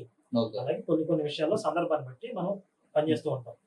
ఇప్పుడు పోలీస్ డిపార్ట్మెంట్ లో ట్రైనింగ్ తీసుకున్నాడు, క్రైమ్ డిపార్ట్మెంట్ లో ట్రైనింగ్ తీసుకున్నాడు, తీవ్రవాదుల మీద యుద్ధానికి వెళ్తాడు. బోర్డర్ లో తీవ్రవాదులతో యుద్ధం చేయడు కదా. అతను ట్రైనింగ్ దేనికోసం అతను నియమించబడ్డాడు? ఇక్కడ దొంగలు పట్టుకోవడానికి, ఇక్కడ దేశం లోపల ఉన్నటువంటి నేరస్తులను పట్టుకోవడానికి, ఇక్కడ క్రైమ్స్ కంట్రోల్ చేయడానికి. అంతేగాని ఇక్కడ కూడా పోలీసే కదా, జీతం ఇస్తున్నాం కదా, మరి తీవ్రవాద యుద్ధాన్ని పంపించేద్దాం, దానికి ట్రైనింగ్ వేరే ఉంటుంది. అలాగే ఇప్పుడు ముస్లిమ్స్ తో, మీరు ముస్లిమ్స్ అన్నారు, సాధారణ ముస్లిమ్స్ తో మనకు సంబంధం లేదు, సాధారణ క్రైస్తవులతో మాకు ఇబ్బంది లేదు. మతం పేరుతో మాఫియా అని చెప్పారు. మతం పేరుతో మత మార్పిడి ముఠాలు కావచ్చు, దేశాన్ని విచ్ఛిన్నం చేద్దానికి ప్రయత్నం చేసే వీళ్ళు మనకు శత్రువులు. ఇప్పుడు వాళ్ళు ఏం చేస్తారు, ఇస్లాం విశ్వాసాలను పాటించేటటువంటి కొంతమంది వ్యక్తులు, ఉగ్రవాదులు, వాళ్ళు ఇలా మత మార్పిడులు చేస్తున్నారా, వాళ్ళ విధానం ఏంటి, బాంబులు వేస్తారు. ఆ బాంబుల్ని డిస్మాండిల్ చేసేది ఎవరు, నేను చేస్తానా, నాకు ఏమైనా నాలెడ్జ్ ఉంది అందులో? వాళ్ళు ఎవరు హ్యాండిల్ చేయాలి, గవర్నమెంట్. వాళ్ళు నెట్వర్క్ ఎక్కడెక్కడ వాళ్ళ నెట్వర్క్ ఉంది, ఇంటెలిజెన్స్ డిపార్ట్మెంట్ కనిపెట్టాలి, వాళ్ళు ఎక్కడ ప్లాన్ చేస్తున్నారు బాంబులు కాల్చడానికి, వాళ్ళ సహాయం చేస్తున్నారు, ఇవన్నీ ఎక్కడ సామగ్రి అంతా ఎక్కడ దాచారు, ఇదంతా ఇంటెలిజెన్స్ డిపార్ట్మెంట్ బయటికి తీస్తే దానికి సంబంధించినటువంటి ఇన్వెస్టిగేషన్ డిపార్ట్మెంట్ దాంట్లో చేయాల్సిన వాళ్ళు చేస్తారు. కానీ వీళ్ళ విధానం అది కాదు. వీళ్ళు ఫిజికల్ గా బాంబులు పెట్టరు, ఒక పంపలో దొరుకుతారు, అగ్గిపల్లి గీసి వచ్చేస్తారు, అది ఫిజికల్ గా తగలబడదు, ఒక అంతర్యుద్ధం జరుగుతూ ఉంటుంది ఆ ఇంట్లో. దీని మీద మనం వర్క్ చేయగలం. దీనికి మళ్ళీ గవర్నమెంట్ నియమించినటువంటి పోలీసులు ఆర్మీలో పనికిరాదు, ఇక్కడ వాళ్ళకి సంబంధం లేని ఇష్యూ. సింపుల్ గా ఒక మోటార్ సాగుతాం, ఒక్క పని ఒక్క చేయాలి, గైడ్ చేయాలి, అందరికి అర్థమయ్యే భాషలో. మనం ఏది చేయగలమో, ఎక్కడ అవసరమో అక్కడే చేయాలి. అక్కడో సమస్య ఉన్నా కానీ అటు పరిగెత్తి, ఎక్కడో సమస్య ఉన్నా ఎక్కడ పరిగెత్తి, దాని మీద మనకు అవగాహన లేకపోయినా, మన సామర్థ్యం లేకపోయినా ఏం పెట్టకూడదు. సో దానికి సంబంధించి అంటే ఇప్పుడు నాకు అర్థమైంది ఏంటంటే, ఓవరాల్ గా ఏదైనా జరిగిన హిందూ ధర్మంలో దానికి సంబంధించి దాని గురించి మాట్లాడడానికి, ఫర్ ఎగ్జాంపుల్ లవ్ జిహాద్, దానికి సంబంధించి మా హిందూ సోదరులు వేరే వాళ్ళు ఉన్నారు సంబంధించి గోమాత లవ్ జిహాద్ గురించి అవగాహన కల్పిస్తున్నారు. స్పీచ్ల్లో కానీ కొన్ని వీడియోస్ లో ఆ ప్రస్తావన వస్తూ ఉంటుంది కదా. లవ్ జిహాద్ గురించి ఆడపిల్లలకి అవగాహన కల్పించడం, మన కంటెంట్ అంతా కూడా మేధోపరంగా ఉంటుంది. మేధోపరంగా అవేర్నెస్ తేవడం, చైతన్యపరచడం, దాంట్లో లవ్ జిహాద్ అనే కాన్సెప్ట్ గురించి ఎక్స్ప్లెయిన్ చేయడం కూడా ఉంటుంది. మత మార్పిడి గురించి అవగాహన కల్పించడం ఉంటుంది. సో ఓవరాల్ గా ఇప్పుడు కన్క్లూజింగ్ పాయింట్ ఏంటంటే, చివరిగా సో ఇన్ని చెప్పారు, ఏదన్నా సరే కనుక ఇక్కడ సంబంధించినటువంటి అంటే ఎగ్జాంపుల్ చిన్న చిన్న చెత్త గురించో వీటి గురించో నేను మాట్లాడను. నా ఎజెండా ఒకటే, నా హిందూ ధర్మాన్ని ఎవరైనా కనుక కొంతమంది క్రైస్తవులు వచ్చి ఇబ్బంది పెట్టినా, చులకన హేవల భావంతో మాట్లాడినా నేను ఖచ్చితంగా దాని గురించి స్పందిస్తాను, దాని పోరాటం మొత్తం దాని మీద అన్నారు. సో ఇదంతా చెప్పిన తర్వాత ఇప్పుడు రీసెంట్లీ ఇక్కడ ఈ మనకు సంబంధించి పాస్టర్ ప్రవీణ్ పడవ గారి దగ్గర నుంచి వస్తే ఓవరాల్ గా దీని గురించి ఒక క్లారిటీ ఇచ్చేసారు, అంతా అయిపోయింది. అయిపోయిన తర్వాత కూడా ప్రవీణ్ పగడాల గారి ఇష్యూకి వెళ్ళే ముందు మీరు చెప్పిన కన్క్లూజన్ లో నేను కొంచెం క్లారిటీగా చెప్పేది ఏంటంటే, ఈ రోజు పాస్టర్లు ఎవరో వచ్చి దూషిస్తున్నారు, దానికి నేను ప్రతిస్పందిస్తాను కాదు. నా ఆలోచన విధానం ఏంటంటే, వందల సంవత్సరాలుగా వీళ్ళ విధ్వంసం కొనసాగుతూ ఉంది. ఈ రోజు నిన్న మొదలైంది కాదు, ఈ వందల సంవత్సరాలుగా వీళ్ళు చేస్తున్న విధ్వంసానికి ఒక భారతీయుడిగా, ఒక సగటు హిందువుగా నేను ప్రతీకారం చేస్తాను. ఈ రోజు జరిగే దాని గురించి కూడా నేను మాట్లాడతాను. చరిత్రలో ఏదైతే వీడు దుర్మార్గంగా అతిథి దేవోభవ అని చెప్పి నా దేశం స్వాగతిస్తే వీళ్ళు తిన్న ఇంటిని తగలబెట్టారో, అలాంటి దిక్కుమాలిన పాషాణ మతాలకు కూడా బుద్ధి చెప్తాను. సగటు భారతీయుడిగా నా ఆలోచన విధానం. ఈ ఆలోచన విధానంతో ఏకీభవించిన వాళ్ళు, అనుసరించే వాళ్ళు కూడా ఈ లక్ష్యంలో భాగస్వాములు అవుతారు. పాస్టర్ ప్రవీణ్ పగడాల గారికి సంబంధించి ఆల్రెడీ మన ఐజీ అశోక్ కుమార్ గారికి సంబంధించి ప్రెస్ మీట్ పెట్టి పర్టికులర్ గా ఆయన యొక్క కిడ్నీస్ లో, లివర్స్ లో పర్టికులర్ ఆల్కహాల్ పర్సంటేజ్ అనేది ఉంది, పోస్ట్ మార్టం రిపోర్ట్ కావచ్చు, అండ్ ముఖ్యంగా సైన్స్ లాబొరేటరీ సంబంధించి కూడా ఆయన ఖచ్చితంగా 3 సార్లు పడ్డారు అని ఓవర్ ఫుటేజ్ మొత్తం క్లియర్ గా కంక్లూజన్ ఇచ్చేసారు. ఆయన కూడా కొంతమంది రాజే బోడా గారు, అభినవ్ గారు, కొంతమంది పాస్టర్ అజయ్ గారు, వీళ్ళందరూ కూడా బయటకు వచ్చి లేదు దీని గురించి స్పెషల్ గా ప్రైవేట్ ఇన్వెస్టిగేషన్ జరగాలి, ఇది హత్య అంటున్నారు. హత్య అంటున్నారు కానీ హిందువులు చేశారని చెప్పి పర్టికులర్ గా అనట్లేదు కదా, మీరు ఎందుకు రెస్పాండ్ అవుతున్నారు? ఎవరైనా మా పేరు చెప్పారు కదా, మొత్తం ఫాలో అవ్వలేదు.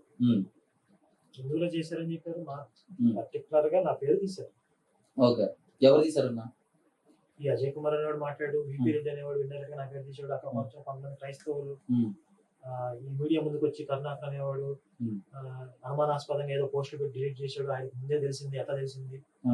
అక్కడికి వచ్చిన వాళ్ళందరికీ కూడా ఉమ్, మేమే ఏదో చేశాం అనే ఒక అనుమానం రేకెత్తించే విధంగా, ఓకే మా మీద ఆగ్రహావేశాలు కలిగే విధంగా ఓకే రెచ్చగొట్టారు ప్రతి ఒక్కరిని ఇక్కడ. ఓకే కాబట్టి డే 1 నుంచి మేము రెస్పాండ్ అవ్వాల్సి వస్తుంది. ఓకే లేదంటే అసలు మీరు రెస్పాండ్ అయ్యేటోళ్ళు కాదు. అవసరం ఉంది. ఉమ్, ఒక పాస్టర్ యాక్సిడెంట్ గా చచ్చిపోయాడు. ఉమ్, ఒకవేళ వాళ్ళకి అనుమానాలు ఉంటే అనుమానాలు నివృత్తి చేసుకుంటారు, ఉమ్, దర్యాప్తు కోరతారు పోలీసుల్ని. ఉమ్, అంతే, దాంతో మాకే సంబంధం. ఓకే హిందువుల మీద తోస్తున్నారు కాబట్టి మేము వచ్చాం. ఓకే సో కంక్లూజన్ ఏమంటారు? ఖచ్చితంగా దీన్ని ఈ కేసు ఇక్కడతో ఆగిద్ది అనుకుంటున్నారా? అంటే మీ అనాలిసిస్ చెప్పండి. ఇక్కడతో ఆగిద్ది అనుకుంటున్నారా? సిబిఐ ఎంక్వైరీ చేస్తామని చెప్పేసి కొంతమంది, ప్రైవేట్ ఎంక్వైరీ చేస్తామని కొంతమంది. పర్టికులర్ గా ఇంత జరిగిన తర్వాత కూడా దీన్ని ఎందుకు కావాలని దీన్ని ఈ చర్చాంశాన్ని ఇంకా పెద్ద చేస్తారంటే, వాళ్ళ మిసెస్ గారు కూడా నాకు పోలీస్ డిపార్ట్మెంట్ నమ్ముకుందన్నారు, వాళ్ళ బ్రదర్ కూడా చెప్పారు, వాళ్ళ కుటుంబం, వాళ్ళ విశ్వాసులు కూడా చెప్పారు. కానీ ఎందుకు కొంతమంది పర్టికులర్ గా దీనికి చర్చ చేసి, వాళ్ళకి 2 ఆడపిల్లలకు సంబంధించి ఒక ఆడపిల్ల ఉన్నారు, వాళ్ళ కుటుంబం, మా డాడీ ఇలా తాగి ఇట్లా చనిపోయారంట అని పదే పదే మనం గుర్తు చేయడం, అదే అంశం వాళ్ళ కుటుంబాన్ని ఇంకా మనోవేదన గురి చేసినట్టు అవుతుంది కదా నాకు అన్నట్లు. ఎందుకు అవసరమా? అది ఎవరిని అడగాలి? అంటే ఈ డిబేట్ సంబంధించి వాళ్ళకి సంబంధించి క్రైస్తవులు కొంతమంది వచ్చారు. ఫ్యామిలీ అప్పీల్ చేసింది ఉమ్, ఎవరిని? ఒరే దరిద్రులారా, మీరు చేసే పెంట వల్ల ఉమ్, మా కుటుంబం పరుగు పోతుంది, ఉమ్, ఇక్కడతో ఆపేసేయండి ఉమ్, అని ఒక సారాంశంతో ఎవరికి చెప్పింది ఆవిడ? ఈ పాస్టర్లకే చెప్పింది. అవును. ఆగారా? వాళ్ళు డే 1 నుంచి వాళ్ళు సైలెంట్ గానే ఉన్నారు. ఫ్యామిలీ వాళ్ళకు ఒక క్లారిటీ ఉంది. బహుశా ఈ మద్యం అలవాటు ఉందనే విషయం వాళ్ళకి ముందే తెలుస్తుంది కదా. ఇన్ని మా సంవత్సరాలు. ఫ్యామిలీస్ తెలుస్తున్నారు. కాబట్టి బయటికి వెళ్ళినప్పుడు, డ్రైవింగ్ లో ఉన్నప్పుడు కూడా ఈ తాగే అలవాటు ఉందేమో, అలా తాగి ఇలా చేసుకున్నాడేమో. బహుశా ఆ క్లారిటీతో వాళ్ళు సైలెంట్ గానే ఉన్నారు. దీన్ని ఎక్కడితో వదిలేయండి, ఉమ్, కుదరదు, ఎంక్వైరీ చేయాల్సిందే అన్నారు. ఉమ్, మొత్తం సీసీ ఫుటేజ్ తో సహా వచ్చింది. ఉమ్, ఎక్కడితో కుదరదు, హైదరాబాద్ లో ఎక్కడెక్కడ తాగాడో తేండి అన్నారు. ఆ, వీళ్ళు ఏంటంటే ముందు ఎగిరి గంతేశారు. ఉమ్, హత్య జరిగింది అని. ఉమ్. అది యాక్సిడెంట్ ఏదైనా డిసప్పాయింట్ అయిపోయారు. అది హత్య కాకుండా పోయింది. కే పాల్ కామెంట్స్ పై మీ అభిప్రాయం ఏంటంటే, అంటే ఇక్కడ నిన్న కూడా ప్రెస్ మీట్ పెట్టి ఖచ్చితంగా హత్య అంటున్నాడు. కేఏ పాల్ కమెడియన్ లా కనబడే ఒక ప్రమాదకారి. ఓకే అంటే చాలా మంది లైట్ తీసుకుంటారు కమెడియన్ అనుకుంటారు, అది కూడా వాస్తవమే, ఎంటర్టైన్మెంట్ చేస్తా ఉంటాడు కానీ ఓకే అది చాలా డేంజరస్ క్యాండిడేట్. Okay right. ఇప్పుడు మీ అనాలిసిస్ ఏమంటారన్న? మళ్ళీ సిబిఐ ఎంక్వైరీ చేసి అది చేసి ఇది చేస్తే చివరికి అదే తెలియదు అంటారా? లేదంటే పర్టికులర్ గా ఇంకా ఏమైనా కొత్త విషయాలు బయటపడే అవకాశం ఉన్నాయి అంటారా? ఆస్కారం ఎక్కడ ఉంది చెప్పండి? ఇప్పుడు పోలీసులు తక్కువ ఇన్వెస్టిగేషన్ చేశారా? లేదు, 20 days ఇన్వెస్టిగేషన్ చేశారు. 20 days చేశారా? 4 రోజులు చేశారా? ఎన్ని ఆధారాలు తెచ్చారు చూడండి. అవును, యూపీఐ పేమెంట్స్ తెచ్చారా? అవును, సీసీ ఫుటేజ్ తెచ్చారా? Yes. ఫోన్ కాల్ డేటా తెచ్చారా? Yes. ప్రత్యక్షంగా చూసిన సాక్షుల వివరాలు చెప్పారా? అవును, ఇన్ని వివరాలు తీసుకొచ్చి ఎంతమంది సాక్షులను ఎంక్వైరీ చేసి ఉమ్, సాంకేతికంగా పోస్ట్ మార్టం రిపోర్ట్ కానీ, Hmm. టెక్నికల్ ఎవిడెన్స్ కానీ, ఫోరెన్సిక్ ల్యాబ్ రిపోర్ట్స్ కానీ ఇన్ని తీసుకొస్తే ఇవన్నీ తప్పు చెప్తాయా? పోలీస్ వ్యవస్థ మొత్తం ఒక హత్యని ప్రమాదంగా చిత్రీకరించే పనిలో ఉండదా? అందులో ప్రభుత్వం సహకరించిందా? ఏం మాట్లాడుతున్నారు ఈ పిచ్చనప్పుడు? ఉమ్, అంటే ఇక్కడ చూడాల్సింది ఏంటంటే, వీళ్ళు ఈ చర్చి వ్యవస్థలో ఉండే సాధారణ విశ్వాసులు, వాళ్ళకి తర్కం పనిచేయదు. ఉమ్, వాళ్ళకి ఎప్పుడైతే మీరు చర్చికి వెళ్ళారో మీ చిప్ ఆఫ్ అయిపోతుంది. కాబట్టి అక్కడికి వెళ్ళిన ప్రతి ఒక్కడికి కూడా చిప్ ఆఫ్ అయిపోతుంది. ఓకే ఆ పాస్టర్ ఏం చెప్తాడో దాన్ని ఫాలో అవడమే తప్ప గుడ్డిగా ఉమ్, వీళ్ళకి ఆలోచన అనేది ఉండదు. ఓకే వీళ్ళేంటి, వీళ్ళు అత్యంత ప్రమాదకరమైన కుట్రదారు ఈ పాస్టర్. ఓకే అంటే బుర్ర లేని ఒక గుడ్డి గుర్రెల్ని నడిపించే ప్రమాదకరమైనటువంటి కుట్రదారు. ఉమ్, 2 డేంజరస్ ఎలిమెంట్స్. వీళ్ళకి బుర్ర లేదు, వీడి కుట్ర. ఈ కుట్ర ఉన్న వాడి చేతిలో ఈ బుర్రలేని ఉన్నారు. ఓకే ఈ కుట్రదారుడు ఏం చేస్తాడు? ఈ బుర్రలేని సమూహాన్ని గవర్నమెంట్ మీద కనదోలుతాడు, హిందూ సమాజం మీద కనదోలుతాడు, ఉమ్, దేశాన్ని తగలబెట్టండి అని చెప్తాడు. ఉమ్, వాడు దేనికైనా వాడతాడు. కాబట్టి ఇక్కడ ఒక ప్రమాదకరమైన వ్యవస్థ, చాలా డేంజరస్ సిస్టమ్ ఇక్కడ ఉంది అని చెప్పి ఇప్పుడు ఈ ప్రవీణ్ ఇష్యూ ద్వారా బయటకు వచ్చింది. yes, నేను చెప్తుంటే నమ్మలా. ఉమ్, నేను చెప్తున్నా ఏంటి, వాళ్ళు చాలా డేంజరస్, వాళ్ళు చాలా డేంజరస్ అని చెప్తున్నాం కదా. ఉమ్, ఏ విధంగా డేంజరస్? మీరు ఆధారాలు చూపించిన నమ్మరు, ఉమ్, ప్రభుత్వం నిష్పాక్షికంగా ఎంక్వైరీ చేసిన నమ్మరు, ఉమ్, ఇది అబద్ధం అంటారు, వీడియో ఫోటోలు వచ్చిన అబద్ధం అంటారు. చివరికి ప్రవీణ్ భార్య వచ్చి ఆయన మా ఆయన దరిద్రులాగా అని చెప్పినా ఆవిడ కూడా గుర్తు చెప్తారు. ఒకళ్ళ పాస్టర్లు బయటకు వచ్చి ఏదో కనబడుతుంది కదా, ప్రవీణ్ కదా వీడియోలో ఉంది, ఎందుకు ప్రార్థన చేస్తారు ఆయన చెడుతున్నారు, ఆయన నమ్మనబూతులు చెప్తున్నారు. వీళ్ళు ఎంత డేంజరస్ మీకు అర్థమవుతుందా? ఇప్పుడు ఇన్ని సంవత్సరాలు మీరు మొత్తుకునేది అదే కదా. ఇప్పుడు నేనేమంటానంటే, మతం అనేది ఇండివిజువల్ చేసేయండి. No. అందులో పర్టికులర్ క్రైస్తవ మతం అనేది ఇండివిజువల్ చేసేసి Hmm. ఈ పాస్టర్ల వల్ల ఏమైనా కించిత్ లోక కళ్యాణం ఏమైనా జరుగుతుందా, దేశానికి ఏమైనా ప్రయోజనం ఉందా? ఏరా బాలరాజు నీ వల్ల దేశానికి ఉపయోగం అన్నట్లుగా ఏమిరా పాస్టర్ నీ వల్ల ఉపయోగం? Hmm. జనాలు రెచ్చగొట్టడం తప్ప, Hmm. దక్షిణ భాగాల పేరుతో వాళ్ళకి పిండుకోవడం తప్ప. Hmm. సరే, ఇందులో ఇంకొక ముఖ్యమైన విషయం ఏంటంటే ఇంకొక కోణం, ఇది ప్యూర్గా యాక్సిడెంట్ Yes. స్పష్టంగా ఉంది. అయితే ఇంకొక కుట్ర కోణం ఏముంది అంటే హర్ష కుమార్, Hmm. మాజీ ఎంపీ హర్ష కుమార్ అనే వ్యక్తి Hmm. ఒక 5 పాస్టర్లు కలిసి కొంతమంది పాస్టర్లను చంపేసి Hmm. కేంద్ర ప్రభుత్వం మీదకి తొయ్యాలి అని ఒక ప్రణాళికలో ఉన్నారని మాకు తెలిసింది. Okay. వీళ్ళకి ఢిల్లీ నుంచి క్లియరెన్స్ ఉంది. Okay. పాస్టర్లు చంపేస్తారు వీళ్ళు. అవును. ఎవరు చంపారని చెప్తారు? అదిగో హిందువులు చంపారు, అదిగో బీజేపీ వాళ్ళు చంపారు, ఆర్ఎస్ఎస్ వాళ్ళు చంపారు, కేంద్ర ప్రభుత్వం చేసింది, Hmm. అదిగో పలానా హిందూ సంస్థలు, వీళ్ళ మీద తోసేయచ్చు అని చెప్పి వాళ్ళ మత మార్పిడి ముఠాలని రక్షించుకోవడానికి లేదా వాళ్ళకి కావాల్సిన కొత్త కొత్త చట్టాలు చేయించుకోవడానికి ఈ హర్ష కుమార్కి రాజకీయ భవిష్యత్తు అనేది లేదు. కొడుకును రాజకీయాల్లో తీసుకురానుకుంటున్నాడు. కొడుకు ఎంపీ సీట్ ఇవ్వమని కాంగ్రెస్ వాళ్ళు అడిగాడు. అడిగే తూర్పు కూడా తెలియదు, ఆకు పువ్వు తెలియదు, ఆడికి ఎందుకు సీట్ అంటే లేదు లేదు నేను 1000 కోట్లు సంపాదించుకున్నాను, వయసు అయిపోయింది కదా, ఆయన పోయేలాగా ఉన్నాడు. మరి 1000 కోట్లు ఎలాంటి పొలిటికల్ ప్రొటెక్షన్ లేకుండా ఉత్తర కుమారుల కొడుకు చేతిలో పెడితే ఈ ఏదో ఒక దర్యాప్తు జరిగి ఏదో జరిగే అవకాశం ఉంటుంది కదా, భయం ఉంటుంది కదా. కాబట్టి పొలిటికల్ గా మనోడు ఒక ప్రొటెక్షన్ ఉంటే ఈ 1000 కోట్లకి రక్షణ ఉంటుందని చెప్పి కొడుక్కి ఎంపీ టికెట్ తెచ్చుకోవడానికి ఆంధ్రప్రదేశ్ లో కాంగ్రెస్ పార్టీని బలోపేతం చేసి కొంచెం ఏమైనా నెగ్గే ప్రయత్నాలు చేద్దాం, Hmm. ఒక కమ్యూనిటీని బేస్ చేసుకుని Hmm. కమ్యూనల్ గా ఒక ఇష్యూస్ రెచ్చగొట్టని చెప్పి హర్ష కుమార్ చేసినటువంటి కుట్ర అని చెప్పి మాకు ఇన్ఫర్మేషన్ ఉంది. Okay. మాజీ ఎంపీ హర్ష కుమారే ప్రవీణ్ కుటుంబాన్ని అందరినీ చంపేస్తామని చెప్పి, ప్రవీణ్ సెల్ఫ్ యాక్సిడెంట్ చేసుకునేలా చచ్చిపోమని చెప్పి అతన్ని బెదిరించాడు. దీనికి పాస్టర్ షాలేం రాజు అనేవాడు ఫైనాన్షియల్ గా సపోర్ట్ చేశాడు. బీపీ రెడ్డి కూడా ఈ కుట్రలో ఉన్నాడు. జానువిని లింగం అనేవాడు ఈ యాక్సిడెంట్ జరిగిన తర్వాత బీహార్ గ్యాంగ్ పిలిపించి ఓచపోతలు కొట్టిద్దామని చెప్పి ప్లాన్ చేశారు. Hmm. ఆ రోజు వాళ్ళు రెచ్చగొట్టింది కూడా అదే. Hmm. కాకపోతే పోలీసులు అక్కడ ఆ కుట్రల్ని జరగకుండా అడ్డుకోగలిగారు. Hmm. బట్ ఇంత డేంజరస్ వ్యవస్థ వెనకాల పనిచేస్తుంది. అంటే మీరు ఇప్పుడు డైరెక్ట్ స్టేట్మెంట్ ఇస్తున్నారు, మీరు చెప్పిన స్టేట్మెంట్ కనుక వాస్తవం అనేది డైరెక్ట్ గా తెలియాలి అని చెప్పేసి అని ఈ వీడియో చూసినప్పుడు పోలీస్ వాళ్ళే మిమ్మల్ని మీకు ఎట్లా సమాచారం వచ్చింది, మీకు ఎట్లా ఇన్ఫర్మేషన్ వచ్చిందో మాకు చెప్పండి అని చెప్పని పిలిస్తే ధైర్యంగా వెళ్ళి నిరూపించగలుగుతారా? అంటే ఇప్పుడు మీరు చెప్పినటువంటి ఈ కామెంట్స్ ఇంకా దీన్ని పెద్ద చేసినట్టు, ఇంకా పెద్ద మనిషి చేసినట్టు. మనిషి వాళ్ళు హృదయాన్ని ఏమన్నా కలవరపరిచినట్టే కదా నాకు మీరు చెప్పిన మీరు స్టేట్మెంట్. ఎలాగైనా ఒక బోడిగడి పేరు చెప్పారు. ఎవడా బోడిగడు? కేపాల బోడిగడు అభినవ్ కదా, అజయ్, ఒక బొక్కగడి పేరు చెప్పారు కదండి, బోడిగడు రాజబోడ. అవునవునవునవును. వాడు ఏం చెప్తున్నాడు?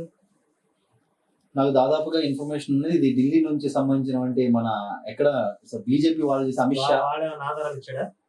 ఈ Okay. హర్ష కుమార్ మాజీ ఎంపీ కదా, Hmm. బాధ్యతాయుతమైనటువంటి ప్రజాప్రతినిధి, మాజీ ప్రజాప్రతినిధి. Hmm. ఆయన ఏమైనా ఆధారాలతో మాట్లాడుతున్నాడా? Hmm.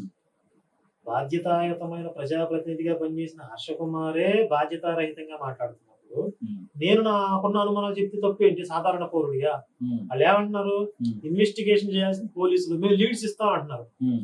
మీరు లీడ్స్ ఇస్తాం అనే పేరుతో Hmm. హిందువుల మీద తోసేసి అమిత్ షా అని, బీజేపీ అని, చిరంజీవి స్వామి అని Hmm.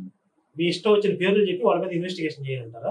నేను నాకు అనుమానాలు ఉన్నాయి, Hmm. తీసుకెళ్లి హర్ష కుమార్ అరెస్ట్ చేయండి, Okay. ఇన్వెస్టిగేషన్ చేయండి, నాకు బేకండి నేను చెప్తాను నిజాలు. Hmm. రాహుల్ గాంధీని అరెస్ట్ చేయండి. Hmm. నేను లీడ్స్ చెప్తున్నా కదా, సాధారణ నాకు హక్కు లేదా? Hmm. హక్కు ఉంది, కానీ అది మీరైనా వాళ్ళని ఎవరైనా సరే ఇది శాంతి పద్ధతులకి ఏమాత్రం అదే కూడా- చెప్తుంది. Hmm. ఆ కామన్ సెన్స్, ఆ బుద్ధి హర్ష కుమార్కి ఏమైంది అంటున్నా. Hmm. ఇప్పుడు నేను సాధారణ పౌరుణ్ణి, సరే ఒక హిందూ సంస్థ ప్రతినిధి అనుకోండి, Hmm. కానీ దానికంటే ఇంకా గౌరవబద్ధమైన రాజ్యాంగబద్ధమైనటువంటి పదవి ఎంపీ. Hmm. అది చేసాడు కదా దరిద్రుడు అవును. హర్ష కుమార్. ఎంత బాధ్యతగా ఉండాలి? అవును. ఒక మతం మీదకి నువ్వు రెచ్చగొడతావా? ప్రత్యేకంగా ఒక వ్యక్తి పేరు చెప్పాడు. Okay. కామన్ సెన్స్ ఉందా? ఏ ఆధారం లేకుండా ఒక వ్యక్తి పేరు చెప్తారా? కాబట్టి ఇప్పుడు వాళ్ళకి ఏం రైట్స్ ఉన్నాయో మాకు తెలియదు, Hmm. మా అనుమానం మాకుంటాయి. Hmm. వీళ్ళు ఎంత కుట్ర చేస్తున్నారు అంటే ఏ ఆధారం లేకుండా ఇంత ఊరికి క్రియేట్ చేస్తున్నారా? ఎలాంటి రాజకీయ లబ్ధి లేకుండా క్రియేట్ చేస్తున్నారా? ఇందులో రాజకీయ కుట్ర ఏదో ఉంది. రాజకీయ కుట్ర ఏంటి? ఆంధ్రాలో కాంగ్రెస్ సంగ్రహం అయిపోయింది, ఆచూకీ లేదు, Hmm. దానికి బలోపేతం చేసుకోవాలి. చంద్రబాబు గారి మీద వాళ్ళకి తగ ఉంది. Hmm. ఎలక్షన్ రిజల్ట్స్ తర్వాత వాళ్ళు సపోర్ట్ చేయలేదని చెప్పి. Okay. ఇప్పుడు వాళ్ళు కుట్ర చేయరా, ఎందుకు చేయరు? నలుగురు పాస్టర్లు వేసేసి హిందువుల మీద దోషేద్దాం, కూటమి ప్రభుత్వం మీద దోషేద్దాం, పవన్ కళ్యాణ్ హిందుత్వవాదిగా మాట్లాడుతున్నాడు కాబట్టి వాళ్ళు టార్గెట్ చేయడం ఈజీ అని చెప్పి వీళ్ళు చంపుతున్నారు. విజయ్ కుమార్ అనే పాస్టర్ని, హనీకేస్ అనే పాస్టర్ని వీళ్ళిద్దరిని కూడా వీళ్ళు చంపబోతున్నారని చెప్పి మాకు information, doubt. Okay. So Vijay Kumar అనగానే మాకు గుర్తొచ్చింది, ఆయన రీసెంట్ గా ఒక వీడియో రిలీజ్ చేశారు. శివశక్తి టీం మా ఇంటిపైకి వచ్చి దాడి చేసి మమ్మల్ని కొట్టారు అని చెప్పేసి అని, దాడి జరుగుతున్న అంశం మీద. ఎవరు? విజయ్ కుమార్ గారు. నేను చూడాలి, ఏంటి అవి చూడండి. సో ఆయన ఒక అయితే గనక వీడియో అయితే గనక ఆయన ఛానల్ నుంచి రిలీజ్ చేసేసినట్టున్నారు అన్న. డిలీట్ చేసాడా? అవునన్న. అందరూ తెచ్చుంటారు. మార్నింగ్ జరిగింది వాళ్ళ ఆఫీస్, వాళ్ళ ఇంట్లోకి వెళ్ళి ఇలా దాడి చేశారని చెప్పేసి అని జరిగింది. వాళ్ళ అమ్మగారు ఏదో ఒక అబద్ధం అని చెప్పి క్రియేట్ చేసి సింపతి తెచ్చుకున్నామని చూస్తున్నాడు. అందులో ఆధారాలతో దొరికిపోయాడు ఎక్కడో. ఎందుకు వచ్చిన కారణం డిలీట్ చేసి. వాడి పరిస్థితి ఏంటంటే ఓపెన్ గా చెప్పాడు. వాడి వీడియో ప్లే చేసి మరీ నేను కాంటాక్ట్ ఇచ్చాను, మా శివశక్తి ఛానల్లో ఉంది. వాడు ఏమంటాడంటే 3 నెలల నుంచి అప్పుల్లో ఉన్నాడంట. ప్రవీణ్ ఎప్పుడైతే తెచ్చిపోయాడు, ఇప్పుడు దొరికింది నాకు అవకాశం అంటున్నాడు డబ్బులు అడుక్కోవడానికి. ఇల్లు కట్టి అప్పుల్లో ఉన్నాను, ఇప్పుడు మంచి పట్టుబట్టాను అంటున్నాడు. అవును, చూసాను. మీ అందరు గూగుల్ పే, ఫోన్ పే చేయండి, దీనికి సంబంధించి ఇన్వెస్టిగేషన్ చేస్తున్నామని అదని ఇప్పుడు ప్రవీణ్ పేరుతో ఆ శవం మీద చెంపేరుకుంటున్నాడు. అంటే ఒక కుటుంబం బాధలో ఉంది అనే కనికరం, దయా కూడా లేకుండా శవం దొరికింది పీక్కు తిందాం. క్రైస్తవ మతం ఎలా ఏర్పడింది సింపుల్ గా చెప్పండి. క్రైస్తవం నుంచి, యేసుక్రీస్తు నుంచి ఏర్పడింది. యేసు శవం నుంచి ఏర్పడింది. అంటే ఒక శవం మీద బిల్డ్ అయింది ఆ మతం. శవం దొరికితే పండగలు. ఇప్పుడు ప్రవీణ్ శవం దొరికింది. ఈ శవాలు పీక్కు తింటాం అలవాటైన వీళ్ళు రేపొద్దున కొంతకాలం తర్వాత న్యాచురల్ గా శవాలు దొరకకపోతే వీళ్ళే అవలోకనం చంపేస్తారు. చాలా బాగా స్టడీ చేసి చాలా దారుణంగా, చాలా ఇదిగా చెప్తా ఉన్నారు. నిజాలు ఎక్కచ్చిగా మాట్లాడుకుందాం. మాట్లాడుకోకపోవడం వల్ల ఈ దరిద్రాలన్నీ ఇప్పుడు తగలట్లేదు. నిర్మోహమాటంగా నిజాలు మాట్లాడుకుందాం. ఒకవేళ ఎవరైనా హిందువులు తప్పులు చేసినా సరిదిద్దుకోవాలి. అలాగే అది ఎంత ప్రమాదకరమని మన కళ్ళ ముందు కనపడుతుంటే సీఎం గారిని గౌరవించట్లేదు, పోలీస్ డిపార్ట్మెంట్ ఎంత పెద్ద ఆఫీసర్స్ ఎంత టైం పెట్టి పనిచేస్తారు, వాళ్ళని గౌరవించాలా? వాడు ఏమంటాడు బోడిగాడు, ఐజీ ఆయన వీడికి వ్యతిరేకంగా రిపోర్ట్ పోస్ట్ మార్టం ఉన్నది ఉన్నట్టు చెప్పాడని చెప్పి ఐజీ చెత్తనా కూడా అని బూతులు తిడుతున్నాడు. అంటే ఒక వ్యక్తిని తిడుతున్నావా, ఒక గౌరవబద్ధమైనటువంటి, రాజ్యాంగబద్ధమైనటువంటి, చట్ట ప్రకారం నియమించబడినటువంటి ఒక పోస్టును అవమానిస్తున్నావు కదా. ఇప్పుడు ఐజీ స్థాయిలో ఉన్నటువంటి వ్యక్తి, ఎస్పీ స్థాయిలో ఉన్నటువంటి వ్యక్తి ఒక రిపోర్ట్ ఇచ్చారు, ఇది జరిగింది. ఆ రిపోర్ట్ మీద నీకు నమ్మకం లేకపోతే ఇంకేదో జరిగిందంటే కోర్టుకి న్యాయస్థానం ఉంది, అక్కడికి వెళ్ళి ఛాలెంజ్ చేయి, వీళ్ళు తప్పు చెప్తారని చెప్పి. వాళ్ళు అక్కడికి వస్తారు, ఏ సాక్ష్యాలతో ఏ ఆధారాలతో అలా మాట్లాడారో అవన్నీ సమర్పిస్తారు. అక్కడ కనుక వాళ్ళు తప్పు చేసినట్టు జరిగితే ఉద్యోగాలు పోతాయి, ప్రభుత్వం పడిపోయింది. అంత రిస్క్ వాళ్ళు ఎందుకు చేస్తారు?